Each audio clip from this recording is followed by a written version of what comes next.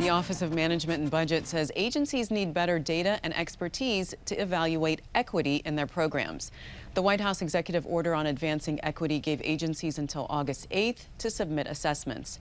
Ahkesha Murray is principal for change management, culture, diversity, equity, inclusion, and accessibility at LMI. Ahkesha, welcome to the program. Thank you. Thank you so much for having me. Give me an idea, Ahkesha, of an example of the kind of inequality issues that this executive order is addressing.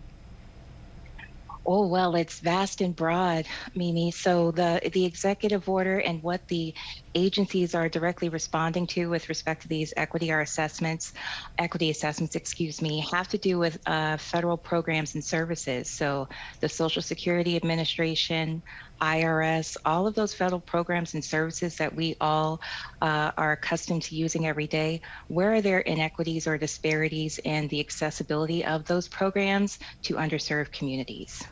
Well, now that the deadline has passed to submit these assessments, what are we seeing? Like, where are the biggest diversity and equity issues at agencies? Well, I'm really interested to see the reports from those findings. As you said, they were due August 8th, so I'm sure we'll hear more in the coming weeks. But I think we can already get a glimpse of what to expect from the report from OMB. So in July, Shalonda Young, acting director of OMB, submitted a report to President Biden with results of a federal study of the methods that are currently being used for assessing equity in the federal government as it relates to the accessibility of benefits and opportunities that our programs provide. And that report enumerated 5 key findings.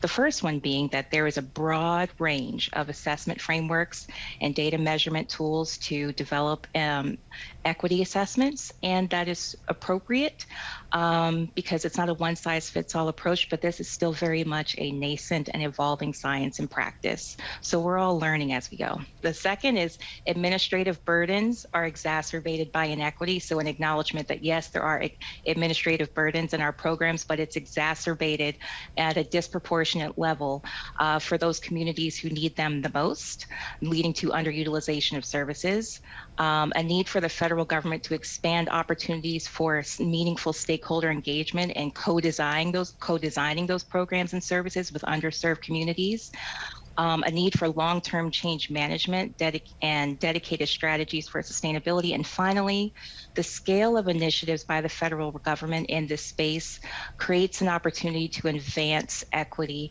in a way that makes sure we need to touch on core federal management functions like financial management and procurement. So where do you think agencies should invest their money then, Ahkesha, and their resources to address these issues? Simple, the federal workforce, investments in ongoing learning and training, and developing key functions and skill sets, especially with personnel with specialized training in data science, evaluation, human-centered and service design, and finally, equity-focused change management. So when it comes to measuring success then, okay, let's say they do those things and they invest in their workforce, how do you measure that? How do you measure success to make sure that they're on track? Well, it's going to come down to impact, and I think that that measurement of impact is something that agencies are still figuring out.